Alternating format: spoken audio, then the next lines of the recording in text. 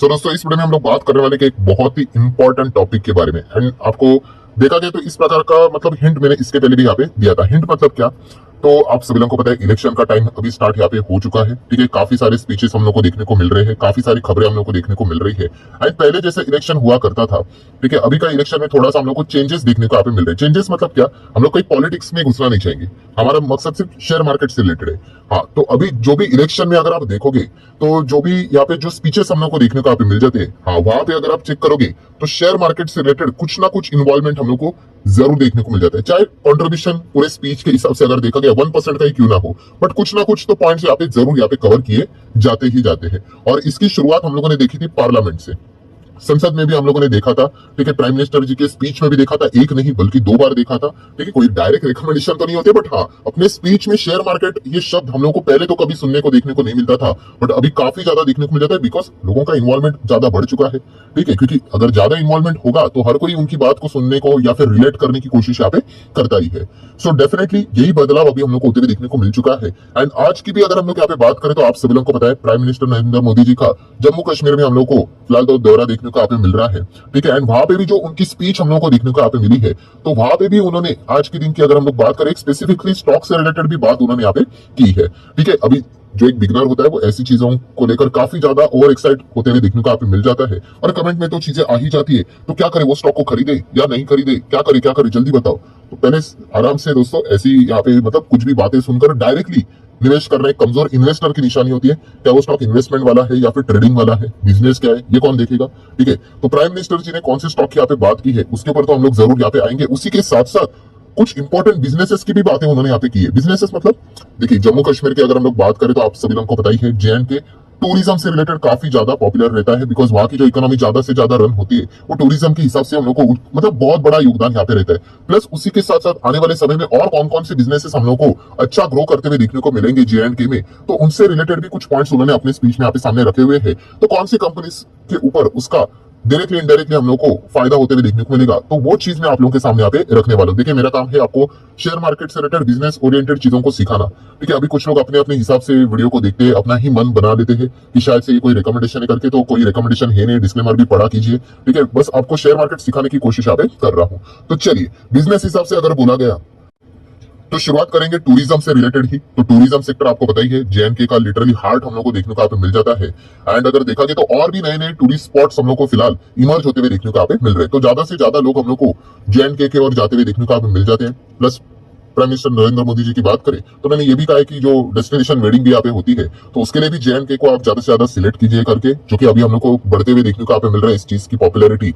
सो tourism से related अगर हम लोग बात करें तो इजी ट्रिप प्लानर जैसी कंपनियां, ठीक है, उनका तो ये फुल टाइम बिजनेस ही है। ठीक है, अगर JNK से रिलेटेड अगर ज्यादा डिमांड आती है तो वो भी अपने पैकेजेस में इन चीजों को और भी ज्यादा बढ़ावा देने के लिए शुरुआत यहाँ पे कर देंगे। सो इनको तो बिजनेस यहाँ पे मिलते हुए देखने को मिल जाएगा, तो आप चाहो तो इसको स्टडी कर सकते हो। देन थॉमस कुक जैसी कंपनियां, इनको भी इस चीज का बेनिफिट यहाँ पे जरूर यहाँ पे मिलेगा, आप चाहो तो इनको भी स्टडी कर सकते हो। काफी लोगों के एक सवाल रहते हैं, जब भी हम लोग टूरिज्म की बात करते हैं, कोई सरकारी कंपनी नहीं क्या, तो डेफिनेटली दोस्तों उस कंपनी का नाम है India tourism development corporation limited, जिसको शॉर्ट फॉर्म में आप कह सकते हो ITDC। यस, ITDC की भी अगर हम लोग बात करें, जितने भी सरकारी कंपनियां हैं वो कई सालों से आप देख सकते हैं खराबी परफॉर्मेंस दे रही थी। अभी पिछले 1-1.5 साल में जो परफॉर्मेंस यहाँ पे हुआ है, इसी चीज के चलते आप देख सकते हैं जो इसने हाईएस्ट लेवल बनाया था, अगर मैं यहाँ पे आपके सामने रख दूं, 700 रुपए का हाईएस्ट लेवल यहाँ पे बनाया था, वो अभी हम लोगों को जाके वो उस लेवल तक आके देखने को यहाँ पे मिला है लगभग 5-5, 6-6 साल के बाद। सो ये एक चीज आप लोगों को पता होनी चाहिए। ITDC की बात करें तो टूरिज्म से रिलेटेड आप देख सकते हैं गवर्नमेंट ऑफ इंडिया अंडरटेकिंग है। ठीक है, 1966 में इनका एस्टेब्लिशमेंट हुआ था। Hotel, restaurant, transport facilities provide करना, सारी तरीके से जो भी टूरिज्म से रिलेटेड चीजें रहती है वो ये कंपनियां प्रोवाइड करती हुई देखने को मिल जाती है। शेयर होल्डिंग पैटर्न अगर आप देखोगे तो 87% प्रमोटर के यहाँ पे पास है। प्रेसिडेंट ऑफ इंडिया का नाम आपको देखने को मिल जाएगा। FIDs आपको ज्यादा देखने को यहाँ पे नहीं मिलेंगे, बाकी पब्लिक के पास हिस्सा हम लोग को देखने को यहाँ पे मिल रहा है। नेक्स्ट अगर हम लोग बात करेंगे तो भाई IRCTC में तो ड्यूअल फायदा होते हुए देखने को मिलेगा।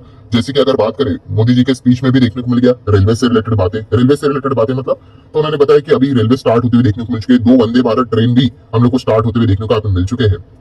तो जितने ज्यादा नंबर ऑफ संख्या बढ़ेगी सर्विसेज की, IRCTC को भी बेनिफिट यहाँ पे जरूर मिलेगा।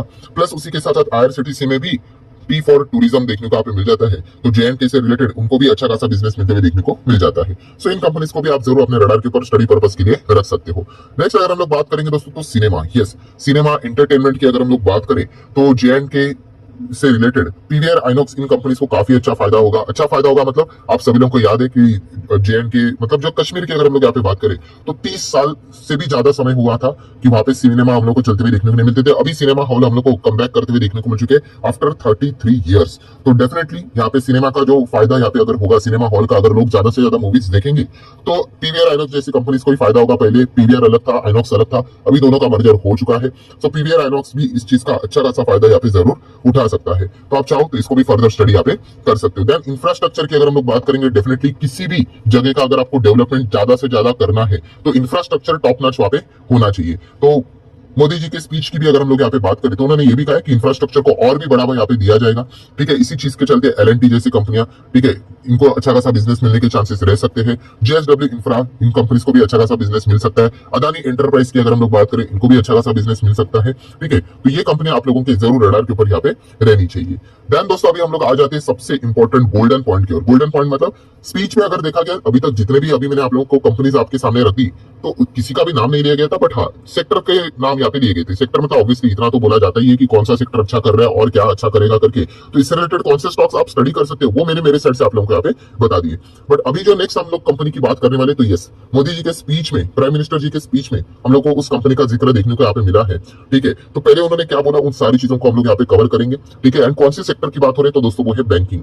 यस, बैंकिंग की अगर हम लोग बात करें तो Jammu and Kashmir bank limited, yes JNK की अगर हम लोग बात करें तो इससे रिलेटेड जिक्र मोदी जी ने अपने स्पीच में यहाँ पे आज के दिन यहाँ पे किया है। तो सबसे पहले अगर आप यहाँ पे देखोगे, ठीक है, तो उन्होंने क्या बताया, Jammu and Kashmir bank prevented from sinking in 5 years। मतलब अगर हम लोग देखा गया तो जेएनके बैंक की हालत यहाँ पे खराब थी, बहुत ही ज्यादा नीचे जा रहा था, बट पिछले 5 साल में हमारी सरकार ने अच्छी तरीके से यहाँ पे काम किया एंड जो उस बैंक डूबने वाली थी उसको हम लोगों ने यहाँ पे बचा लिया है। ये मोदी जी ने अपने स्पीच में आज के दिन, मतलब जो श्रीनगर में हम लोग को देखने को मिला था उसका जिक्र यहाँ पे किया था। नेक्स्ट अगर हम लोग बात करें और क्या क्या पॉइंट उन्होंने इसी से रिलेटेड यहाँ पे रखे थे, उसके हाईलाइट्स मैं आपके सामने रखना चाहूंगा। जैसे कि देख सकते हैं कि इसके पीछे का रीजन वो जो पॉलिटिकली जो चीजें यहाँ पे रहती है, परिवारवाद, देन जो पुरानी गवर्नमेंट थी अपने रिलेटिव्स को, नेफ्यूज को ही क्या करते थे, मेंबर्स यहाँ पे बनाते थे। ठीक है, जो डिजर्विंग कैंडिडेट है उनको नहीं बनाते थे, मैनेजमेंट भी प्रॉपर नहीं था, मिस मैनेजमेंट के चलते अगर देखा गया तो बहुत ज्यादा करोड़ों का नुकसान भी यहाँ पे होते हुए देखने को यहाँ पे मिल रहा था एंड बैंक भी ज्यादा हम लोग को नुकसान में देखने को यहाँ पे मिल रही थी। ये पॉइंट उन्होंने फिलहाल तो अपने स्पीच में यहाँ पे इंक्लूड किया था। देन उन्होंने बताया कि कैसे उनकी सरकार ने इस बैंक को यहाँ पे बचाया, प्लस उसी के साथ साथ 1000 करोड़ का भी मदद यहाँ पे जेएनके बैंक को यहाँ पे उन्होंने यहाँ पे प्रोवाइड किया है एंड प्लस उसी के साथ साथ जो भी रॉन्गफुल रिक्रूटमेंट्स देखने को यहाँ पे मिली थी सो उनके अगेंस्ट भी उन्होंने यहाँ पे एक्शन लिया है, जो भी रीजनेबल एक्शन बनता है। तो ये कुछ पॉइंट्स उन्होंने सामने यहाँ पे रखे हुए हैं। देन अगर हम लोग यहाँ पे बात करें तो और कौन से पॉइंट से रिलेटेड उन्होंने बातें यहाँ पे की है, जेएनके बैंक से रिलेटेड ही थी। जैसे कि आप यहाँ पे देख सकते हैं प्रॉफिट से रिलेटेड, यस जेएनके बैंक का जो प्रॉफिट है वो अभी 1700 करोड़ तक जाते हुए देखने को यहाँ पे मिल चुका है। तो ये एक पॉइंट उन्होंने यहाँ पे हाईलाइट यहाँ पे किया है। एंड नेक्स्ट अगर हम लोग यहाँ पे बात करेंगे तो कुछ और पैरामीटर्स उन्होंने सामने रखे, जैसे कि पिछले 5 साल की बात करें तो बैंक का जो बिजनेस था 1.25 लाख करोड़ हुआ करता था पहले, जो कि बढ़कर 2.25 लाख करोड़ तक यहाँ पे जा चुका है। एंड डिपॉजिट्स की भी बात करें जो कि 80,000 करोड़ के आसपास हुआ करते थे एंड राइट नाउ मतलब उनका जो स्पीच चल रहा था उन्होंने कहा कि वो डबल होते हुए देखने को यहाँ पे मिल चुके हैं। एंड आखिरी पॉइंट उन्होंने बैंक से रिलेटेड यहाँ पे मतलब आखिरी सेकंड लास्ट पॉइंट की बात करें तो एनपीए की बात की है, जो कि 11% हुआ करता था, जो कि अभी रिलीज होकर केवल 5% तक ही हम लोग को आते हुए देखने को यहाँ पे मिल चुका है। सो ये सारी चीजें जो होते हुए देखने को यहाँ पे मिली है वो सारा मतलब जिस प्रकार से यहाँ पे डिसीजंस लिए गए हैं उसी चीज के चलते बैंक बचते हुए देखने को मिल चुका है। ये पॉइंट उन्होंने अपने स्पीच पे सामने रखा हुआ है। एंड लास्ट अगर हम लोग बात करें तो शेयर प्राइस से रिलेटेड भी उन्होंने यहाँ पे बातें सामने रख दी, जैसे कि 12 गुना शेयर हम लोग को बढ़ते हुए देखने को मिला है। मतलब शेयर गिर के 12 रुपए तक आया था, जो कि अभी करंट प्राइस की अगर बात करें तो 140 रुपीज तक जाते हुए देखने को मिल चुका है, जो कि 12 टाइम्स हम लोग को देखने को यहाँ पे मिल रहा है। तो ये भी पॉइंट उन्होंने अपने स्पीच में यहाँ पे सामने रखा हुआ है। अगर हम लोग चेक करेंगे जेएनके बैंक को तो पिछले 5 साल के हिसाब से स्टॉक एकदम लोएस्ट लेवल पे अगर हम देखेंगे तो कोविड के समय में 11-12 रुपए के आसपास आते हुए देखने को यहाँ पे मिला था एंड वहां से लेके अभी तक अगर हम लोग देखें तो 140 फिलहाल करंट प्राइस पे चलते हुए देखने को यहाँ पे मिल रहा है। देन अगर बात करें मार्केट कैप बैंक का तो 15,000 करोड़ का देखने को मिल रहा है। एंड पीएनएल की अगर हम लोग यहाँ पे बात करें प्रॉफिट एंड लॉस तो बैंक 2012 के हिसाब से अगर देखा गया तो कभी लॉस में था तो नहीं, नेट प्रॉफिट यहाँ पे भी 800 का था, देन 1000 करोड़ का यहाँ पे भी प्रॉफिट था। फिर नेक्स्ट ईयर 1180 करोड़, फिर 500 करोड़, 400 करोड़, फिर उसके बाद थोड़ा सा कंपनी को यहाँ पे घाटा हुआ था। वो कौन सा ईयर था? तो 17 में हम लोग को घाटा देखने को यहाँ पे मिला था। फिर उसके बाद नेट प्रॉफिट वापस हम लोग को बढ़ते हुए देखने को मिला था। फिर वापस कंपनी को घाटा यहाँ पे हुआ था। वो कौन सा ईयर था? तो 2020 में हम लोग को होते हुए देखने को मिला था। एंड उसके बाद नेट प्रॉफिट की बात करें, वापस हम लोग को वो देखने को यहाँ पे मिल चुका है। सो पिछले 10 साल की भी अगर हम लोग बात करें तो बैंक को घाटा 2 ही बार होते हुए देखने को यहाँ पे मिला है। एंड उसमें भी देखेंगे तो 2017 और 20 हम लोग को देखने को मिला। मैं पूरे साल के नेट प्रॉफिट के हिसाब से बात यहाँ पे कर रहा हूँ, तो इस एक पॉइंट को भी आप जरूर यहाँ पे नोट डाउन यहाँ पे कर सकते हो। देन अगर हम लोग बात करेंगे शेयर होल्डिंग पैटर्न, तो लगभग 60% प्रमोटर के पास है। एफआईएस की बात करें तो 5-6%, डीएस की बात करें तो 7, ऑलमोस्ट 8%, एंड बाकी पब्लिक के पास होल्डिंग देखने को यहाँ पे मिल रही है। सो ठीक है दोस्तों, जितने भी इंपॉर्टेंट इन्फॉर्मेशन थी सारी यहाँ पे मैंने कवर कर लिया। अभी सबसे ज्यादा सवाल यही पूछा जा रहा है, सर क्या जेएनके बैंक को हम लोग खरीदे? देखिए अगेन कहना चाहूंगा, मोदी जी ने अपनी स्पीच में उसका जिक्र यहाँ पे किया है। ये रीजन नहीं होना चाहिए। देखिए आप पहले डिसाइड करो, आप इन्वेस्टर हो या फिर ट्रेडर हो। ट्रेडर लोग इन चीजों का फायदा उठा सकते हैं, मतलब कभी कभी स्टॉक सडनली जंप कर लेता है। ठीक है, अभी तक जितना पास्ट रिकॉर्ड में प्राइम मिनिस्टर जी की बात करूं तो उन्होंने जिन भी स्टॉक्स के नाम लिए थे तो स्टॉक्स में हम लोग को एक जबरदस्त तेजी देखने को मिली थी। ठीक है, तो ट्रेडर इन चीजों का फायदा उठाते हैं। अगर आप एक इन्वेस्टर हो तो इन्वेस्टमेंट के हिसाब से आप लोगों ने बैंक्स में, आप सभी लोगों को पता है, जो एनपीए होते हैं वो चेक करना होता है, प्रोविजन को चेक करना होता है, प्रॉफिटेबिलिटी को चेक करना होता है। इन सभी चीजों को चेक करके अगर आपको लगता है कि हाँ ये बैंक फंडामेंटली मजबूत है या फिर और आगे अच्छा परफॉर्मेंस दे सकता है, तो उस अकॉर्डिंगली हिसाब से आप लोगों ने डिसीजन यहाँ पे देना होता है। ठीक है, ना कि इमोशनली। तो इस प्रकार के अभी आने वाले बहुत सारे स्पीचेस आपको देखने को यहाँ पे मिलेंगे। वहां पे आपको शेयर मार्केट का कोई ना कोई जिक्र जरूर देखने को यहाँ पे मिलने वाला है। मेरा बताने का मकसद सिर्फ इतना है, देखो खरीदना है, बेचना है, होल्ड करना है, एवरेज करना है, वो आपकी मर्जी। ठीक है, वो आपकी रिस्क, आप अपने हिसाब से रिस्क लेते हो। फायदा होता है तो आप ही का होगा, नुकसान होगा तो वो भी आपका होगा। बट प्रोबेबली मैं हमेशा एक चीज आपको हमेशा सिखाते आया हूं कि कोई भी डिसीजन अगर आप ले रहे हो इन्वेस्टर के हिसाब से, ठीक है, इन्वेस्टर मतलब कौन होता है भाई? जो सालों साल लंबी अवधि की पारी खेलने में बिलीव रखता है। ठीक है, उसको फर्क नहीं पड़ता एक साल में स्टॉक किधर जाएगा करके। उस हिसाब से अगर आप जाने का विचार कर रहे हो तो आपका बिजनेस ओरिएंटेड अप्रोच यहाँ पे होना चाहिए। एंड जेएंडके बैंक की भी अगर हम लोग बात करें, ये भी सरकारी बैंक है। ठीक है, तो इलेक्शन का माहौल है तो उस हिसाब से भी आप लोगों ने प्रॉपरली विचार यहाँ पे करना चाहिए। सो आशा करता हूं दोस्तों वीडियो हेल्पफुल लगा होगा, कुछ नई चीजें सीखने को मिलेगी। तो चाहो तो आप इसको लाइक एंड शेयर कर सकते हो। मिलते हैं नेक्स्ट वीडियो में, तब तक के लिए बाय बाय।